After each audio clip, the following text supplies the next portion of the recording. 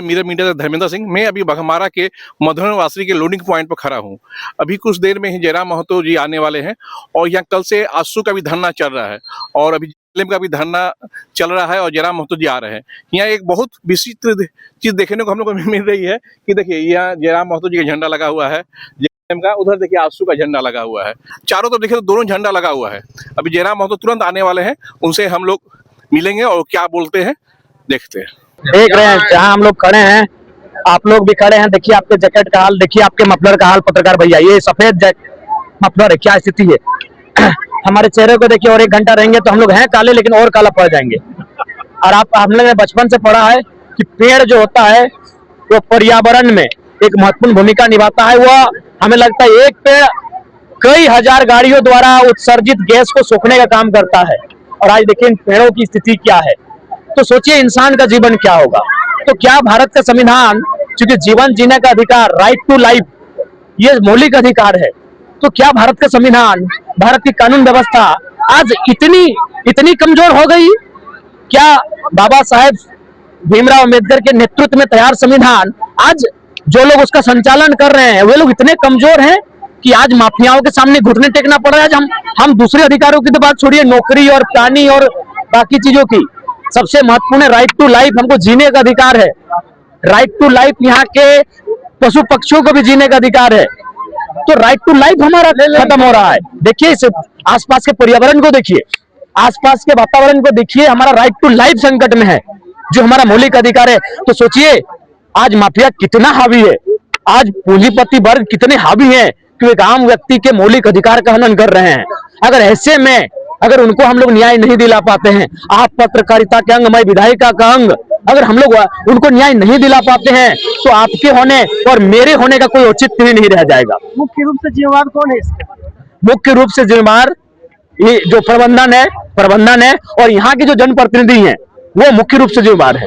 क्योंकि आप सभी जानते हैं अभी ईडी का जोर पूरा खूब चला धनबाद जिले में, GST का घोटाला सामने आया, कई जगहों पे छापेमारी हुई और कई करोड़ पैसे सामने आए। तो जब एक कोयला खनन से करोड़ों का घोटाला होता है तो ये लोग तो नॉर्मल चीजें मांग रहे हैं, ये तो 3rd 4th ग्रेड की नौकरियां मांग रहे हैं। जिस कोयला खनन से, जिस कोयला के कारोबार से, कोयला के बिजनेस से करोड़ों का घोटाला हो सकता है, कई करोड़ों का, वहां हमें नौकरियां देना, इन विस्थापितों की समस्याओं का समाधान करना बड़ी बात नहीं है। इन्हीं सवाल निष्ठा का है। लोग वही मैं बार बार कह रहा हूं, अंग्रेजों के कालखंड को हम सबों ने नहीं देखा है, हमारे पूर्वजों ने देखा है। कुछ लोग 1-8% अगर जिंदा होंगे तो उनसे सुनते हैं, लेकिन यकीन मानिए पत्रकार बंधुओं, अगर यही चलन चलता रहा और जो सामाजिक जो गड़बड़ी हो रही है, इनइक्वालिटी जो समाज में बढ़ रही है, आर्थिक इनइक्वालिटी, वो कहीं ना कहीं अंग्रेजों के कालखंड से भयावह होगी। इसे रोकना होगा और उसकी जवाबदेही आपकी भी है, हमारी भी है और जागरूक समाज की भी है। दो झंडा एक साथ दिख रहे हैं हम लोग। ये तो ये कार्यक्रम हमारा था, लेकिन आप जान ही रहे हैं उनकी क्या भी एक्टिविटी है। विशेषकर हमारे काबिल साथी जिनका झंडा देख रहे हैं, वो उनका भी 2 ही काम बचा है कि जेल कैंप पे वो वार करें। कैसा वार करें? पहला वार मित्र पे, दूसरा चरित्र पे, तीसरा शरीर पे। पहले वो मित्र पे वार करेंगे, देखा नहीं कि कतरास कॉलेज में कार्यक्रम करके हमारे 2-3 मित्रों को अपने पास ले गए। अब वो चरित्र पे हमला करेंगे कि छोड़ा ऐसे हो, ये लड़का ऐसे है, इसका ऐसे है, वो चरित्र पे हमला करेंगे। जब वहां फेलियर होंगे तब वो देखेगा चुनाव के अंतिम सालों में शरीर पे हमला करेंगे। यहाँ पहले आंदोलन का जो टेंट है वो आंसू लगाया था कि नहीं, कार्यक्रम हमारा था, लेकिन वो आनंद फानन, उनका कोई सूचना नहीं था। जब हम लोग सोशल मीडिया में इस चीज को वायरल किए तब वो आके बैठ गए। अच्छी बात है, साथ बैठते, हमको कोई आपत्ति नहीं। विस्थापित हो गए, साथ लड़िए ना, हम भूल जाएंगे मेरा बैनर क्या है। ये दोनों का नहीं, वो देखे। अच्छा एक बात देखे, कौन है वहाँ? दोनों का मुहिम यहाँ मुहिम का सवाल ही नहीं है। उनका जो कार्यक्रम स्थल जाके देखे कौन बैठा है, कोई नहीं है। केवल एक वही द्वेष, एक दुर्भावना उनका बैठता। दिन भर हम बोलते हैं कि भाई हम ही उसके पंडाल में चले जाते, कोई नहीं उनके कार्यक्रम में। और देखिए 10 लोग नहीं थे जब वो कार्यक्रम होगा। वो केवल और केवल इसी तरह रहा है, फुट डालो शासन करो, वही कार्य करने आए हैं। आगे के रणनीति क्या होगा अगर मांग? आगे की रणनीति मैं पूरे कोयलांचल के लोगों को कहूंगा, हम रहें या ना रहें, अगर आपको अपना अधिकार सुरक्षित रखना होगा तो इस बार आपको आर पार की लड़ाई लड़नी होगी। एक पीढ़ी को बलिदान देने के लिए आगे आके फ्रंट पे खड़ा होना कि मेरा बलिदान ले लो लेकिन मेरी पीढ़ी, मेरा जेनरेशन बचे।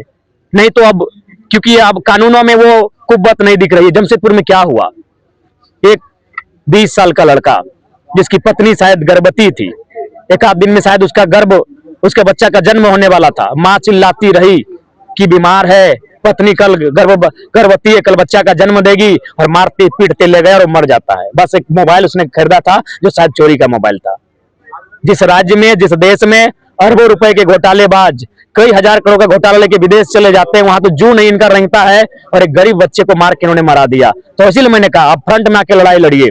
सामने वाला अधिकारी हो, पदाधिकारी हो, अगर वो गलत है तो उसको अंग्रेज मानिए, अपने आप को भगत सिंह का अनुयायी मानिए और लड़िए उनसे। एक पीढ़ी को आके फ्रंट में सामना करना होगा कि हम अब लड़ेंगे, तभी हमारा अस्तित्व बचेगा। बीसीसीएल कहीं गैस और कहीं बीसीसीएल सबसे ज्यादा, अगर इस कोलांचल को किसी ने बर्बाद किया तो बीसीसीएल ने किया है। बीसीसीएल जो गुंडा पालती है, बीसीसीएल जो नेताओं को पीछे के दरवाजे से चंदा देती है, बीसीसीएल जो अवैध रूप से लोगों को बसाती है, और जब रेतों की बात आती है मौन साध लेती है। आज गोधर में गैस रिसाव हो रहा है, वहां भी एक लोगों की जान चली गई, फिर भी वह मौन है, विस्थापन करने को तैयार नहीं है। जो करोड़ों रुपए से चंदा में दे देती है, वो अभी जो करोड़ रुपए का कंबल बांट दिए होगे नेताओं के इशारे पर, आज वो बीसीसीएल उनको विस्थापित नहीं कर पा रही है, जिससे कई गुना कम लागत में हो जाएगा। अच्छा, प्रदूषण से लोग नहीं मरे, इसके लिए जयराम क्या करने जा रहे हैं, खास करके इस एरिया 1 ब्लॉक 2 के लिए? देखिए, यहाँ सबसे पहले हम लोग प्रदूषण के रोकथाम के लिए कार्य करेंगे, और प्रबंधन जो उनके पास सीएसआर का मद होता है वो बाध्य करेंगे कि प्रदूषण का रोकथाम किन किन उपकरणों से होगा, वो उपकरण यहाँ तैयार किए जाए, पानी का छिड़काव किया जाए, पेड़ पौधे लगाए जाए, ये हमारा होगा। और हम लोग ग्रामीण भी, चूंकि ऐसा नहीं कि हम लोग हमेशा किसी के आश्रित रहे, हम लोग भी पूरा प्रयास करेंगे अपने स्तर से, विशेषकर पेड़ लगाने का, विशेषकर इन तरीकों से हम लोग पूरा प्रयास करेंगे। पर्यावरण में जो क्षति हो रही है, असंतुलन हो रहा है, उसे नियंत्रण में रखा जाए। जनप्रतिनिधियों पर आपने कई आरोप लगाए हैं। ये सच्चाई है, ये न्यायालय ने संज्ञान में लिया है, न्यायालय ने निर्देश दिया है। धनबाद सांसद पर डरने की क्या बात है जी? अरे सांसद हम बनाए तो बोलने में क्या दिक्कत है? धनबाद सांसद विधायक जी एक बहुत उनको स्पष्ट, उनको आपके माध्यम संदेश भी देंगे कि आप 100 साल जिए, जो कि प्रैक्टिकली आज के दौर में संभव नहीं है। मैं प्रैक्टिकली बात करता हूँ, लॉजिकली वाला स्टूडेंट हूँ। 80 साल संतोषजनक उम्र है, 50 साल हो चुका है। जितना अनुमानित राशि कोर्ट कह रही है आपके पास है, अगर एक दिन में 1 करोड़ रुपए बांटेंगे तो खत्म नहीं होगा। क्या मतलब इस जीवन का, क्या मतलब इस कमाई का? आपके पड़ोस के बच्चे भूख से रो रहे हैं। अरे आप तो संत बन गए ना राम मंदिर के माध्यम से। तो आप याद कीजिए ना विवेकानंद जी को, जो कहते थे कि यदि आप 56 प्रकार का भोग लगा रहे हैं और पड़ोस के बच्चा भूख से मर रहा है तो आप पुण्य नहीं पाप के भागी हैं। तो सीखिए ना उस संत विवेकानंद से। आज आप संत बनने गए हैं तो सीखिए ना संत से। क्या करेंगे इतने रुपयों के पैसों का? याद कीजिए ना इटली और स्पेन की सड़कों को, जब कोरोना का काल आया लोगों ने पैसा सड़कों पर उड़ा दिया, कहा जो पैसा मेरा जीवन नहीं बचाएगा उस पैसे का क्या मूल्य। तो कब काल के गाल में कौन समा जाएगा, कल कौन आंधी आएगी, कोरोना के नाम के कोई नई आंधी आ गई, कौन जानता है। इसलिए जिंदगी जीना है तो आज के लिए जिए ना, आज के लिए जिए। ये संदेश धनबाद सांसद को। प्रदूषण नियंत्रण में राज्य सरकार की भूमिका लगता है कि यहाँ को प्रदूषण कुछ नहीं महाराज, इस राज्य में माफियाओं की और विशेषकर उद्योग जगत की इतनी मनमानी है। आपको याद होगा रामगढ़ में एक अलोका स्टील प्राइवेट लिमिटेड कंपनी है, जिसके संचालक कोई रोंगटा करके हुए, जो बहुत नामचीन व्यक्ति हैं, धनी व्यक्ति हैं। मुख्यमंत्री ने संज्ञान लिया ट्विटर में, क्या हुआ पता कीजिएगा। और जो प्रदूषण की कमेटी बनाई वो किसने बनाई? स्पीकर महोदय ने बनाई। अरे जिस राज्य में मुख्यमंत्री को नहीं पूछा जा रहा है, स्पीकर को नहीं पूछा जा रहा है, उस राज्य में आम व्यक्ति का क्या होगा? पत्रकार बंधु, ये चिंता का विषय है, हमें चिंतन करना चाहिए। याद होगा आपको ओबीडम, जब विधायकों ने विधानसभा में सवाल किया कि लगातार जनता की शिकायत आ रही है मनमानी ओबीडम की, तुरंत स्पीकर साहब ने कमेटी बनाई 7 विधायक के साथ। कोलांचल के कुछ विधायक थे, आस पड़ोस के विधायक थे, 7 विधायक को मिलाकर एक कमेटी बनाई। क्या हुआ उस कमेटी का? अरे वे लोग पैसे वाले इतने मनमाने हो चुके हैं, इतने अड़ियल हो चुके हैं कि स्पीकर की नहीं सुन रहे। स्पीकर मतलब कौन हुई? स्पीकर स्पीकर वो है जिस राज्य की सबसे बड़ी पंचायत का संचालन करता है, उसकी नहीं सुन रहे हैं। मुख्यमंत्री ने ट्वीट किया डीसी को, मैं पूछूंगा कि कहां है आज वो ट्वीट का उत्तर क्या है? क्या वो उन्होंने धुआं कम किया? क्या उस कंपनी पे गाज गिरी? नहीं गिरी। अरे मुख्यमंत्री की नहीं सुनी जा रही है पत्रकार बंधुओं, तो आम जनता की इस राज्य में क्या होगा? इसलिए मैंने जनता से कहा कि एक पीढ़ी को फिर से तैयार कर लो एक युद्ध के लिए। ईस्ट इंडिया कंपनी और आज की कंपनी में कोई अंतर नहीं है। एक पीढ़ी को तैयार कर लो कि हम संघर्ष करेंगे, आंदोलन करेंगे, तभी आपकी दूसरी पीढ़ी बचेगी। ये मेरा वचन है और इस वचन पे मैं अडिग हूँ, चाहे मुझे आप बागी कहें, गलत कहें, जो भी कहें। एक सवाल जी, सीएसआर फंड का जो लाभ मिलना चाहिए स्थानीयों को क्यों नहीं मिल पा रहा है? सीएसआर मत तो जेन्युइन है, उसमें तो कोई रोक टोक ही नहीं, तो आश्चर्यजनक है। ये तो घोर आश्चर्यजनक है।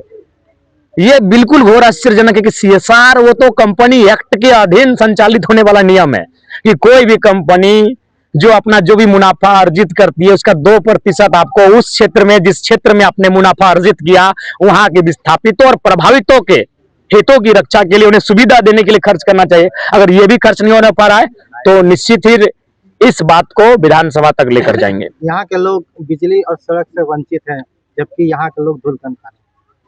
बिल्कुल, बिजली सड़क तो दूर की बात है, जब हमारे पास बिजली सड़क नहीं थी फिर भी हम तो जिंदा रहते थे। महत्वपूर्ण है पेट, सबसे महत्वपूर्ण है पेट, आजीविका। यहाँ आजीविका का साधन नहीं हो पा रहा है। अगर ये खदान नहीं होता तो खेत होता, अगर खेत होता तो हम धान लगाते, धान लगा के भरपेट खाते।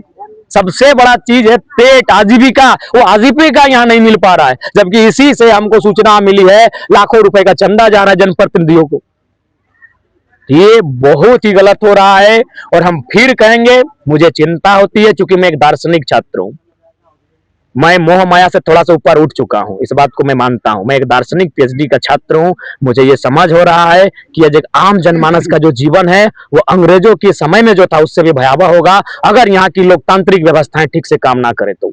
लोकतांत्रिक व्यवस्था यानी आप भी और मैं भी, मैं यानी विधायिका, आप यानी पत्रकारिता, और बाकी जो एक है मौन बैठे हैं वो कार्यपालिका और न्यायपालिका। अगर ये ढंग से काम ना करे तो हम देखेंगे, अपने सामने देखेंगे कि अंग्रेजों से भी जी जिनके पास पैसा होगा, जिनके पास पूंजी होगा, वो आम व्यक्ति की जमीन हड़प लेंगे। हड़पा है, कितने लोगों ने हड़पा, आप भी जानते हैं।